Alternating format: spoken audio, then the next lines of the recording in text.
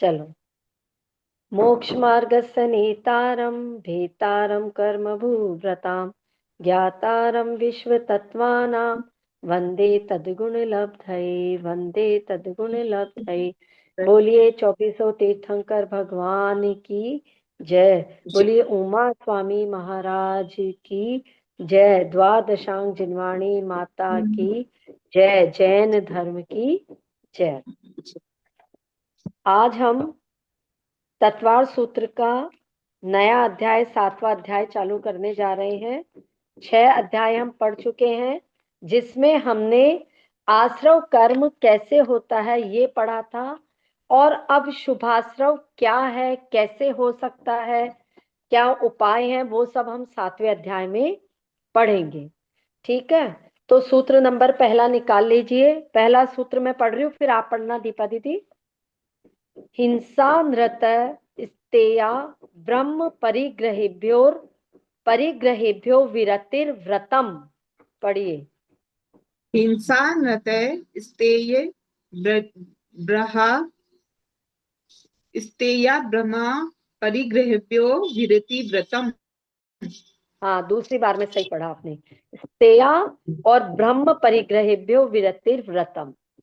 अब जो हम पिछले सूत्रों में पढ़ के आए थे ना, कि हमें उच्च गोत्र का आश्रव करना है या अच्छा नामकरण का आश्रव करना है, हमें मोहनीय कर्म को नहीं बांधना है, नहीं तो संसार में रुलते ही रहेंगे, है ना। साता वेदनीय कर्म हमारे को चाहिए, तो इन सब के लिए उपाय क्या है वो इस अध्याय में पढ़ेंगे। यानी हम सब चाहते तो अच्छा अच्छा है, यानी आम खाना चाहते हैं, और अगर नीम का बीज बोएंगे तो कैसा काम चलेगा, नहीं चलेगा ना। नीम का बीज बोएंगे तो नीम मिलेगा, आम का बीज बोएंगे तो आम मिलेगा। तो अगर मीठे मीठे आम के फलों को खाना है, तो उसके लिए आम का बीज बोना है। तो ऐसे ही हम अच्छा अच्छा चाहते हैं, तो ये अच्छे अच्छे उपाय जो आचार्यों ने बताए वो करेंगे, तब जाकर के हमारे को साता वेदनीय कर्म मिलेगा, शुभ नाम कर्म मिलेगा, उच्च गोत्र मिलेगा, है ना, मोहनीय कर्म का बंधन नहीं होगा। ठीक है, ये सब अच्छा कुल जाति सब मिलेगी। तो पहले जो सूत्र उसमें क्या बताया है कि हिंसा, झूठ, चोरी, कुशील और परिग्रह, इन सब से विरति, विरति मतलब रहित रहना ही व्रत कहलाता है। यानी हम यदि व्रतों को अपनाते हैं, तो हम वो जो पिछले हमने पढ़े थे शुभाश्रव के कारण, वो सब हमें हो सकते हैं। कब? जब हम झूठ नहीं बोलें, चोरी नहीं करें, और ब्रह्मचर्य व्रत का पालन करें, हिंसा नहीं करें, परिग्रह नहीं करें, तो हमें शुभ आश्रव हो सकता है। तो पहले में यही उपाय बताए हैं आचार्यों ने कि व्रत किसको कहते हैं। व्रत किसको कहते हैं? हिंसा, झूठ, चोरी, कुशील, परिग्रह का त्याग करना ही व्रत कहलाता है। ये तो सिंपल है, यानी 5 पापों का त्याग करना ही व्रत कहलाता है।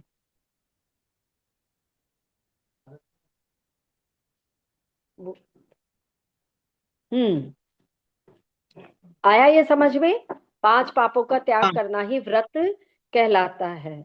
और बुद्धि पूर्वक इन व्रतों को हमने त्याग किया, अगर हमने प्रतिज्ञा ले ली कि भाई हम ये सब नहीं करेंगे, ये हमारा नियम है, तो वो ही हमारा व्रत कहलाता है। हमने ये डिसाइड कर लिया कि भाई ये काम हमारे करने योग्य नहीं है, उसको नहीं करेंगे, और जो करने योग्य है उसको करेंगे, तो इस प्रकार का नियम लेना ही ये व्रत कहलाता है। तो व्रत की परिभाषा हम कई प्रकार से दे सकते हैं। आया ना समझ में? किसी चीज का हमने कह दिया कि भाई हमारे इस चीज का त्याग है, ये हम नहीं इसको यूज करेंगे, या इतने इतने चीज का त्याग है इतने समय तक, तो वो सब किस में आ जाता है? व्रत के अंतर्गत आ जाता है। और ये जो विरति शब्द आया ना, ये सबके साथ लगाना है। जैसे हिंसा विरति, ठीक है, नृत विरति, स्तेय विरति, यानी सबसे त्याग, सबसे निवृत्त होना, तो वो सब किस में आ जाएगा? व्रत में आ जाएगा। और जो अहिंसा, यहाँ पे हिंसा सबसे पहले लिया ना, अहिंसा व्रत, इसको सबसे पहले क्यों दिया?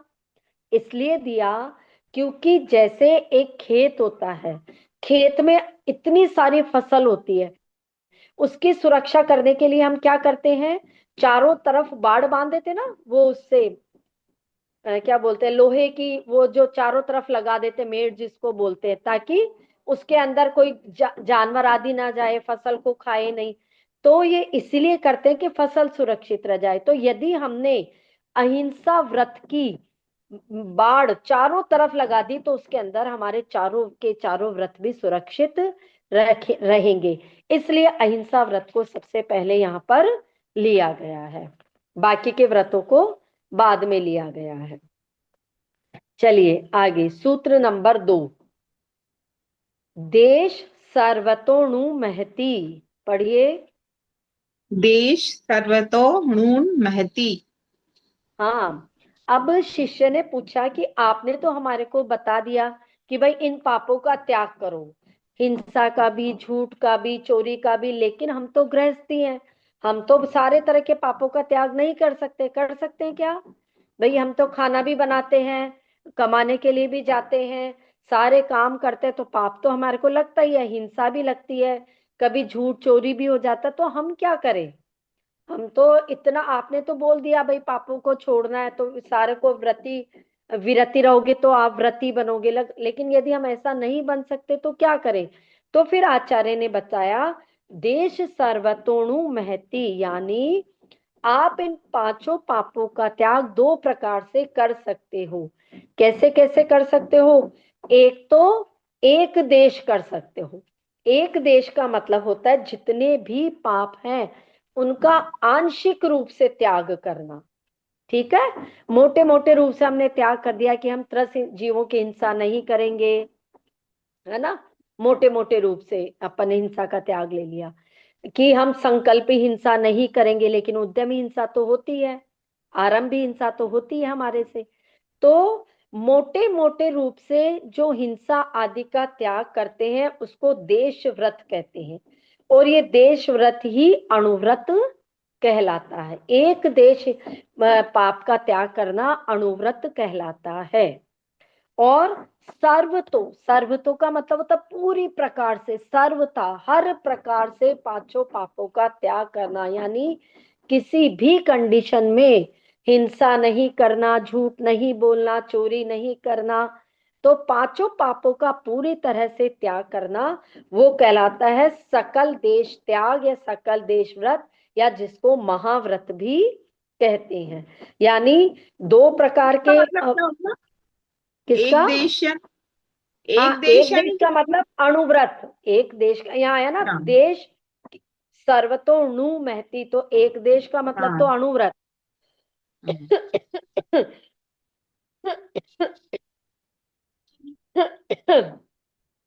और सर्वतो का मतलब हो गया सकल देश त्याग, जो हुआ वो महती यानी महाव्रत। ठीक है, तो दो प्रकार के व्रत हो गए, अणुव्रत और महाव्रत। आया समझ में?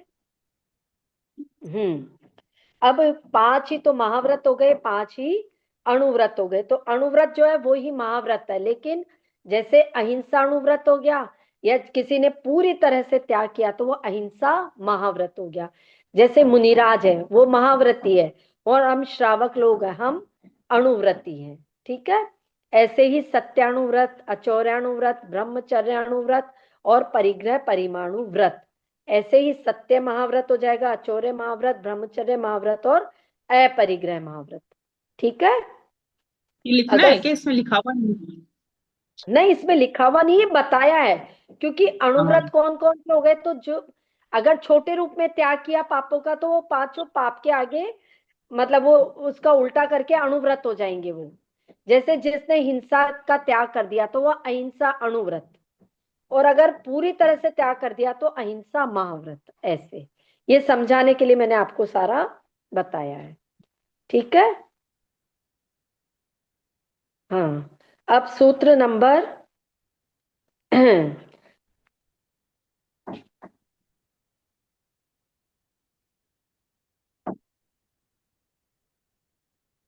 अच्छा, इन व्रतों के सेवन का क्या फल होता है? ये जो हमने चाहे अणुव्रत लिए या महाव्रत लिए, तो इनका क्या फल होता है?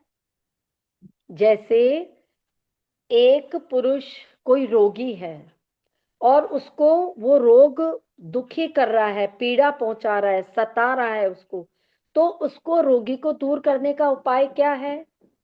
औषधि खानी पड़ेगी, उसको दवाई लेनी पड़ेगी, तभी उसका रोग दूर होएगा। इसी प्रकार से हमारी जो ये आत्मा है, ये जन्म जरा मरण के रोग से ग्रसित है।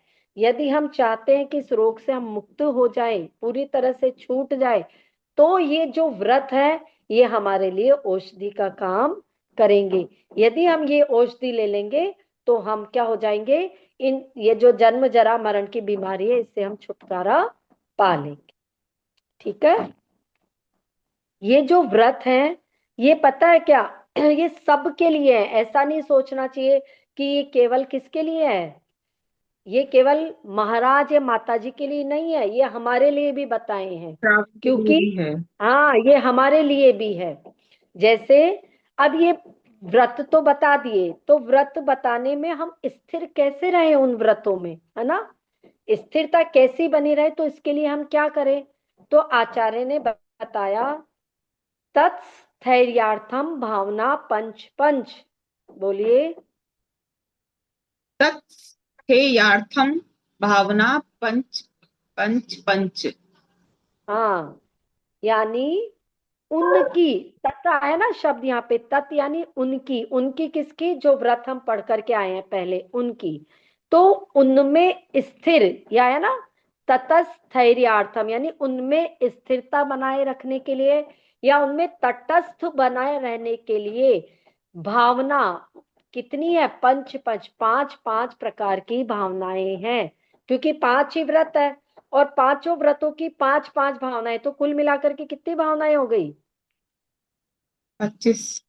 25 भावनाएं हो गई। तो अब हम ये 25 भावनाएं पढ़ेंगे कि कैसे हम इन व्रतों में स्थिर रह सकते हैं। देखो, हमने कह तो दिया, हाँ भाई, हमें हिंसा नहीं करनी चाहिए, अहिंसक बनना चाहिए, झूठ नहीं बोलना चाहिए, सत्य बोलना चाहिए। तो महिमा किस चीज की है यहाँ पर? उन भावनाओं की है, जिन भावनाओं के द्वारा हम इन व्रतों का पालन करेंगे। जैसे महिमा फूल की है, कांटों की नहीं। महिमा स्वच्छता की है, गंदगी की नहीं। महिमा शास्त्र की है, दवात की नहीं। महिमा गुरुवर की है, एरे गैरों की नहीं। और महिमा त्याग की है, वासना की नहीं। है ना? तो ऐसे ही महिमा उन, वो जो हमने व्रत बताए उनकी नहीं, उन जो भावनाएं की हम भाएंगे ना, भावना। उनकी। हाँ, उनकी महत्ता है। जैसे एक माँ है, बच्चा दूध नहीं पीता है, तो माँ क्या कहती है उसको?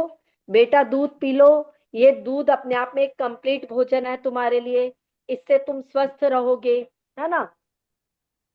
बच्चों, ये दूध जो है मीठा भी है। बच्चा, तुम ये दूध पी लो, ये देखो तुम्हारे को, तुम इससे बहुत बलिष्ठ बनोगे, तुम बड़े होकर के स्ट्रोंग, मतलब कई अपनी अपना तरह से वो भावना पैदा करती है कि जिससे वो बच्चा दूध पी ले, कैसे भी करके उस दूध को पी ले। तो ऐसे ही हम इन व्रतों का पालन कर ले, इसके लिए आचार्य ने हमारे को हर एक भाव, उसके लिए व्रत के लिए पांच पांच भावनाएं बताई है। ठीक है। तो उसमें से सबसे पहले अहिंसा व्रत की भावना की, कैसे हम हमारे अहिंसा व्रत को मजबूत करें।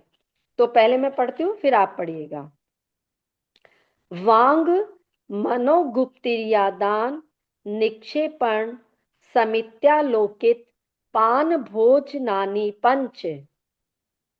वांग पढ़िए। मनोगुप्ति वांग मनोगुप्ति गुप्तिर्यादान निक्षेपण सिमितिया लोकित नहीं नहीं, पान समित्या। भोजनानि पंच। समित्या। निक्षेपण समित्या लोकित पान भोजनानि पंच। हाँ। अब अहिंसा व्रत कैसे मजबूत हो, इसके लिए देखो, पहले शब्द निकालो यहां से। वांग मनोगुप्ति, ठीक है, तो यानी वचन गुप्ति और मनोगुप्ति, वांग गुप्ति या मनोगुप्ति। ठीक है। फिर ईर्या दान निक्षेपण समित्या, तो ईर्या समिति और आदान निक्षेपण समिति, चार शब्द निकल गए। फिर आलोकित पान भोजन। इस प्रकार से ये अहिंसा व्रत की पांच भावनाएं हैं। वापस देखो कौन कौन सी। वांग गुप्ति वचन का मतलब वचन गुप्ति, वचन गुप्ति मनोगुप्ति, ईर्ष्या समिति, आदान निक्षेपण दान। समिति और आलोकित पान भोजन।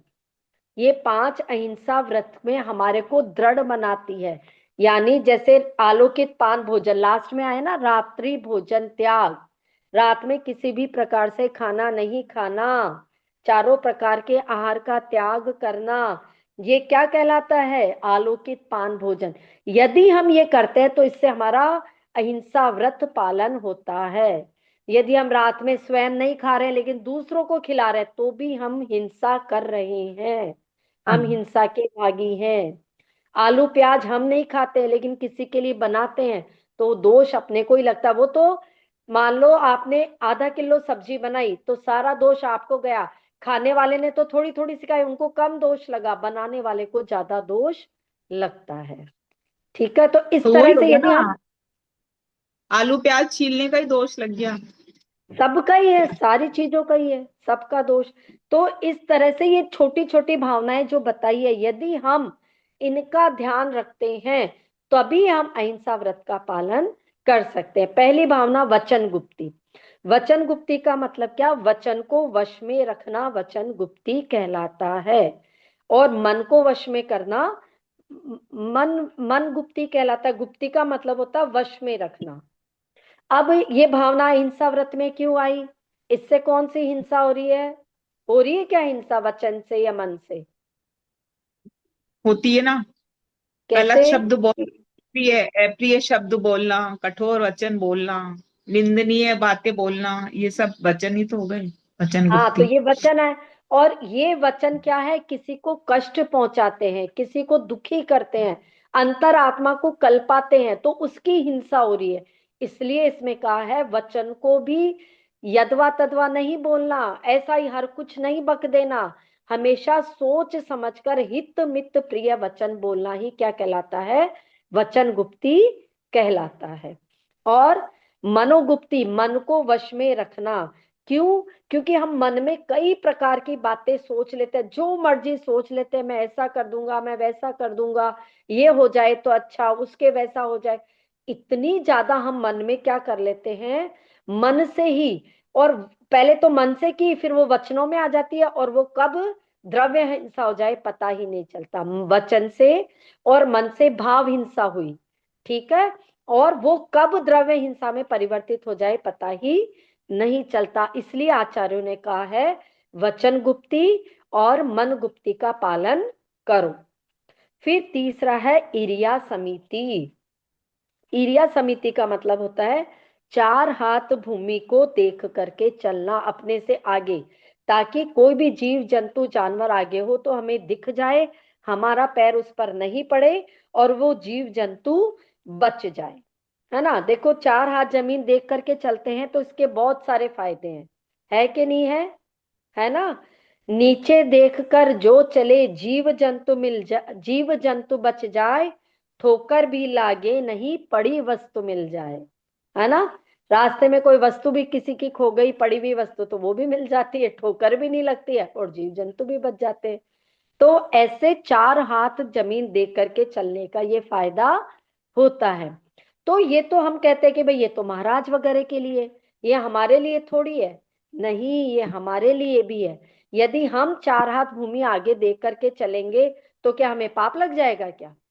नहीं ना।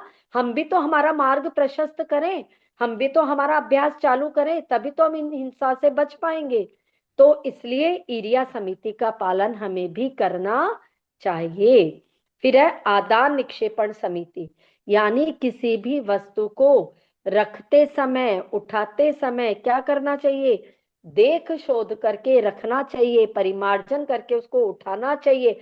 ऐसा ही नहीं कि हर कहीं कोई भी वस्तु तेजी से लाई और पटक दिया। अगर हमने ऐसा कर दिया, मान लो उस जगह कोई छोटे छोटे जीव जंतु थे, तो वो बेचारे, उनके प्राणों का घात हो जाता है। छोटे छोटे से जीव जंतु, आपने कोई भारी सामान रख दिया, वो तो दब करके मर जाएंगे। इसलिए जमीन को शोध करके, देख करके किसी भी वस्तु को उठाओ या किसी भी वस्तु को रखो तो वो कहलाएगा आदान निक्षेपण समिति। हमें होटल आदि में भी खाना खाना नहीं चाहिए।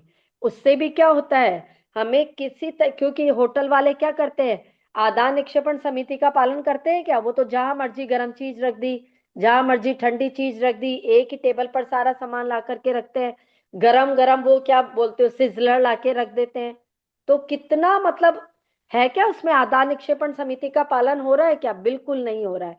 तो इसलिए इसका भी हमें त्याग करना चाहिए। दूसरा, आलोकित पान जो भोजन अगली भावना है, उसका भी पालन नहीं कर पाते होटल आदि जाने से। क्यों?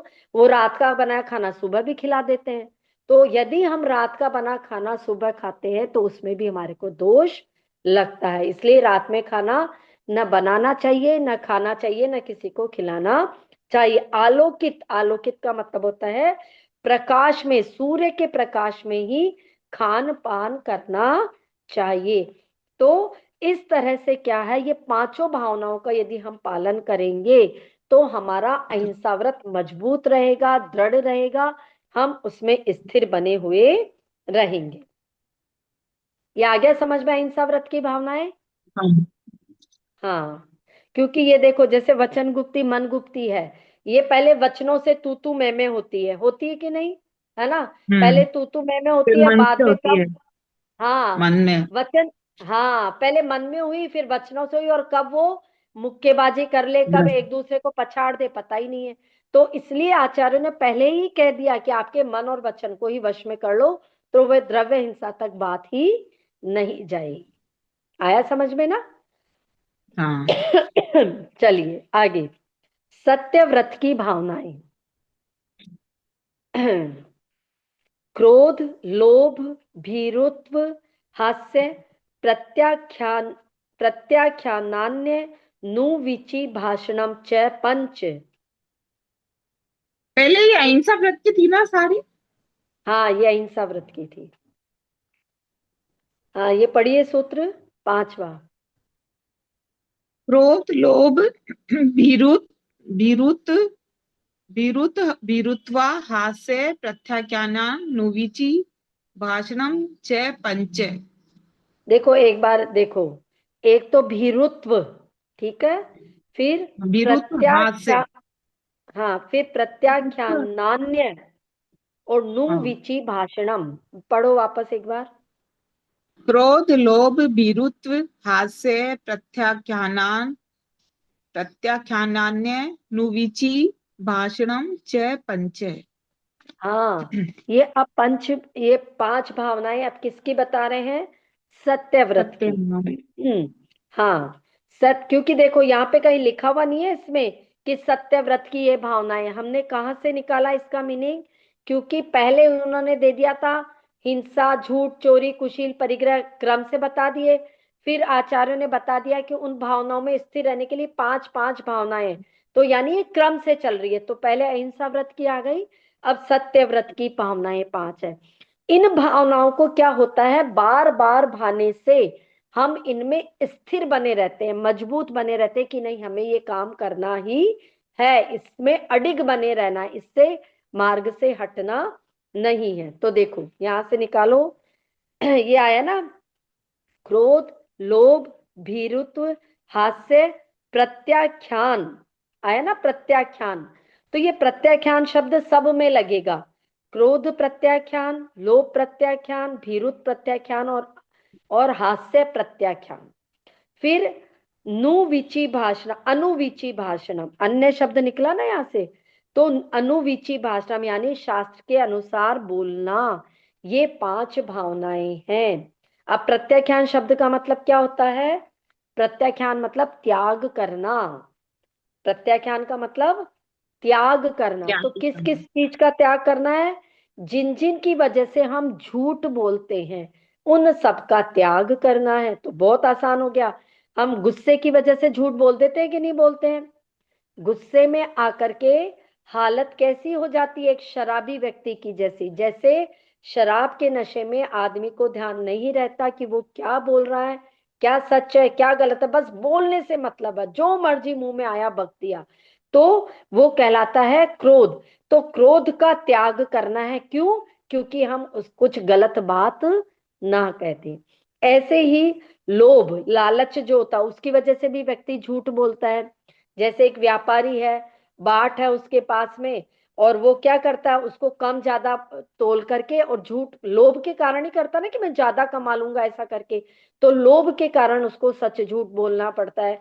जैसे कोई कपड़ा नापने वाला व्यापारी है, उसने कम नाप ज्यादा था कपड़ा, और उसको बोल दिया कि नहीं ये इतना ही है, मतलब ऐसा करके कम या ज्यादा नाप देना उसको। ठीक है, वो लोभ के कारण, है ना, कम कपड़ा था ज्यादा बता दिया, लोभ के कारण कि मेरे को कम कपड़े के भी ये ज्यादा रुपए दे करके जाएगा। तो ये लोभ के कारण भी व्यक्ति झूठ बोलता है, तो उसका भी त्याग करना चाहिए। फिर भय के कारण, भय भाव को बोलते हैं भीरुत्व।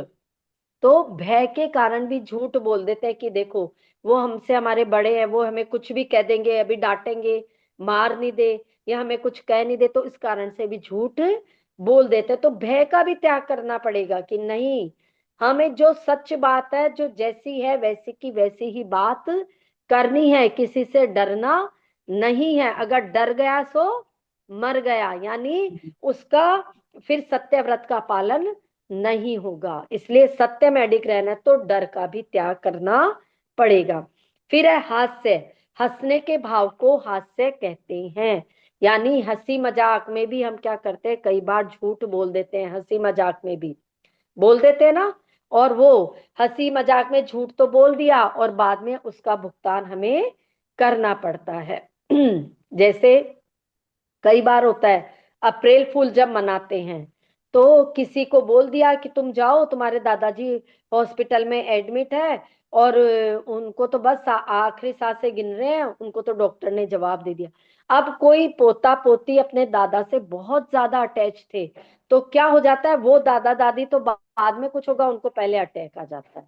तो देखो, एक हंसी मजाक छोटी सी थी ना, अप्रैल फूल मनाना था, लेकिन इतना बड़ा झूठ बोल दिया, तो उसकी वजह से भी ये झूठ देखो कितना महंगा पड़ जाता है। इसलिए हंसी मजाक में भी झूठ नहीं बोलना। फिर अनुविची भाषणम। अनुविची भाषणम का मतलब होता है आगम के अनुसार बोलना। भाषण का मतलब बोलना, जैसा हमारे शास्त्रों में लिखा हुआ है वैसा ही बोलना, निर्दोष भाषण करना, अपने कर्तव्य जो है उसके हिसाब से बोलना, ये कहलाता है अनुविची भाषणम। तो इसलिए इनको सत्य महाव्रत में लिया है कि यदि वह आगम के अनुसार बोलेगा, कर्तव्यनिष्ठ रहेगा, है ना, लोभ नहीं करेगा, क्रोध में नहीं आएगा, तो वो कभी भी झूठ नहीं बोलेगा। उसको किसी चीज का डर ही नहीं है, तो वो तो हमेशा सत्य ही बोलेगा। तब जाकर के क्या होगा, हमारे सत्य व्रत की जो कथा है, जो सत्य व्रत की भावना है, वो अच्छे से हम उसका पालन कर पाएंगे। तो ऐसे हम सत्य व्रत की ये पांच कथाओं, पांच भावनाओं का पालन करना ही चाहिए, तभी हम उसमें दृढ़ रहेंगे या स्थिर रहेंगे। ठीक है, तो ये सत्य व्रत की भी पांच कथाएं हो गई, ये सॉरी पांच भावनाएं हो गई। इन भावनाओं को बार बार में भाना चाहिए, इन पर विचार करना चाहिए, ताकि हम हमारे व्रतों का पालन अच्छे से कर सके। कुछ पूछना है? नहीं, अभी ये जैसे ये बता रहे हो अहिंसा व्रत, तो ये अहिंसा व्रत अणुव्रत में आएगा, महाव्रत अब कैसे करेंगे अपन इसको? देखो, यदि हमें हमारे हिसाब से करना है, तो हम तो अणुव्रती हैं, तो हमें छोटे हाँ। रूप से इसमें त्याग लेना पड़ेगा। कैसे? कि जैसे हम संकल्प हिंसा का हमारा त्याग है, कि हम हमारी वजह से किसी, हम जानबूझ करके किसी जीव को नहीं मारेंगे, हम चमड़े का पर्स यूज नहीं करेंगे, लेदर की बेल्ट हम यूज नहीं करेंगे, या हिंसक पदार्थों से बना हुआ जो सामान है उसका प्रयोग नहीं करेंगे। ये तो होते हैं अणुव्रती का, है ना। लेकिन हमें भोजन तो बनाना ही पड़ता है, हमें कमाने के लिए जाना ही पड़ता है, तो उसका हम त्याग नहीं कर रहे, तो हम अणुव्रती है। अब महाव्रती कौन हो गए? महाराज आदि हो गए। हाँ। उनके तो हाँ। चारों ही प्रकार की हिंसा का त्याग, वो ना कमाने जाते, ना खाना बनाते हैं, न किसी सामग्री पदार्थ आदि का वो यूज नहीं, ये करते तो हैं। ये वचन गुप्ती और ये वचन हाँ गुप्ती और ये वो गुप्ती सब मतलब महाव्रत में तो आएगी ना? हाँ, तो हाँ, ये महाव्रत में भी आएगी और उसमें भी आएगी,